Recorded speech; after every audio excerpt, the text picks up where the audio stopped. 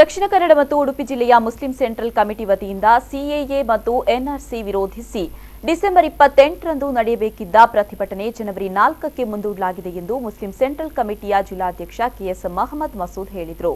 ಅವರು ಈ ಬಗ್ಗೆ ನಗರದ ಓಷನ್ ಪರ್ಲ್ನಲ್ಲಿ ಸುದ್ದಿಗೋಷ್ಠಿ ನಡೆಸಿ ಮಾತನಾಡಿ, ಸಿಎಎ ಮತ್ತು ಎನ್ಆರ್ಸಿ ವಿರೋಧಿಸಿ ದೇಶದಾದ್ಯಂತ ಪ್ರತಿಭಟನೆ ನಡೀತಾ ಇದ್ದು, ಮಂಗಳೂರಿನಲ್ಲೂ ಡಿಸೆಂಬರ್ 28ರಂದು ನಡೆಸಲು ಉದ್ದೇಶಿಸಿದ್ದ ಪ್ರತಿಭಟನೆಯನ್ನ ಕ್ರಿಸ್ಮಸ್ ಮತ್ತು ಹೊಸ ವರ್ಷ ಆಚರಣೆ ಹಿನ್ನೆಲೆ ಹಾಗೂ ಸರ್ವಧರ್ಮ ಬಾಂಧವರ ಹಬ್ಬ ಹರಿದಿನಗಳ ಹಿನ್ನೆಲೆಯಲ್ಲಿ ಜನವರಿ ಮೊದಲ ವಾರಕ್ಕೆ ಮುಂದೂಡಲಾಗಿದೆ ಎಂದರು.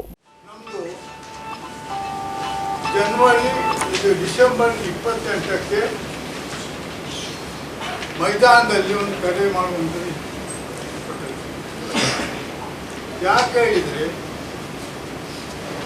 ಮೇನ್ ಪಟ್ಟು ಎನ್ಆರ್ಸಿ ಕ್ಯಾಬ್ ಮತ್ತು ತದನಂತರ ತಿದ್ದುಪಡಿ ಬಂತು.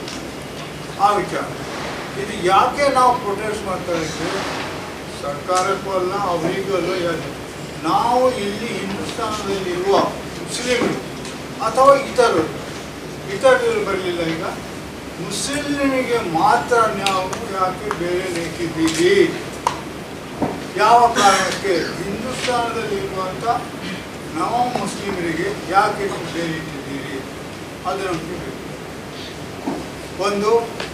ಒಂದು ವೇಳೆ ಈ ಎನ್ಆರ್ಸಿ ವಿಚಾರದಲ್ಲಿ ಬಂದರೆ ನಾವು ಯಾವ ಎಲ್ಲಿಂದ ಕೊಡ್ತೇವೆ, ಪಾಸ್ಪೋರ್ಟ್ ಆಗೋದಿಲ್ಲ, ಆಧಾರ್ ಕಾರ್ಡ್ ಆಗೋದಿಲ್ಲ, ID ಆಗೋದಿಲ್ಲ, ರೇಷನ್ ಕಾರ್ಡ್ ಆಗೋದಿಲ್ಲ. ನಂದೇ 51 ವರ್ಷದ ಹಿಂದೆ ನೀವು ರೆಕಾರ್ಡ್ ಕೊಡಿ, ನೀವು ಯಾರು, ನೀವು ಕಲ್ತದ ರೆಕಾರ್ಡ್ ಕೊಡಿ, ನಿಮ್ಮ ಅಪ್ಪ ಯಾರು, ಅವರೆಲ್ಲಿದ್ದರು ಹೇಳಿ, ನಿಮ್ಮ ಅಜ್ಜ ಯಾರು, ಅದು ಬರ್ತಿದೆ. ಬಳಿಕ ಮಾಜಿ ಶಾಸಕ ಮೊಯ್ದೀನ್ ಬಾವ ಮಾತನಾಡಿ ಪ್ರತಿಭಟನೆಯ ಉದ್ದೇಶವನ್ನ ಹೇಳಿದರು. ಕೇರಳದವರು ಬಂದಿಲ್ಲ ಅಂತ ಹೇಳುವಂತ ಪ್ರೂಫ್ ಅನ್ನು ನಾವು ಹೇಳಿದ್ದೇವೆ. ಕೇರಳದವರು ಬಂದು, ನಾನು ಸ್ಟಾರ್ಟಿಂಗ್ ಹೇಳಿದ್ದೇನೆ, ಇದನ್ನು ಅವರಿಗೆ ತಪ್ಪು ಮಾಹಿತಿಯನ್ನು ಲೋಕಲ್ ಪೊಲೀಸ್ನವರು ಕೊಟ್ಟಿದ್ದಾರೆ. ನಾನು ಅದಕ್ಕೆ ನಿಮ್ಮ ಹತ್ರ ರುಜುವಾತು ಪಡಿಸಲಿಕ್ಕೆ ನಮ್ಮದು ತಪ್ಪ ಅವರ ತಪ್ಪ ಅಂತೇಳಿ ತಾವು ಸಾಕ್ಷಿಯಾಗಿ ಅವರಿಗೆ ಹೇಳಬೇಕು.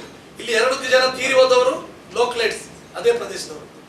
ಮತ್ತೆ 6 ಜನ ವಿದ್ಯಾರ್ಥಿಗಳನ್ನು ಎಲ್ಲ ಸ್ಟೇಟ್ ಬ್ಯಾಂಕಿಗೆ ಅವರು ಅವರ ಒಂದು ಬಸ್ ಅನ್ನು ಕಾಯ್ತಾ ಇದ್ರು, ಅಂತವರು ಇದಾಗಿದ್ದಾರೆ. ಒಂದೇ ಒಂದು ಕೇರಳದವರು ಇಲ್ಲಿ ಅರೆಸ್ಟ್ ಆಗಿಲ್ಲ, ಒಂದೇ ಒಂದು ಕೇರಳದಲ್ಲಿ ಅಡ್ಮಿಟ್ ಆಗಿಲ್ಲ. ಈ ಸಂದರ್ಭ ಮುಸ್ಲಿಂ ಸೆಂಟ್ರಲ್ ಕಮಿಟಿಯ ಸದಸ್ಯರು ಉಪಸ್ಥಿತರಿದ್ದರು.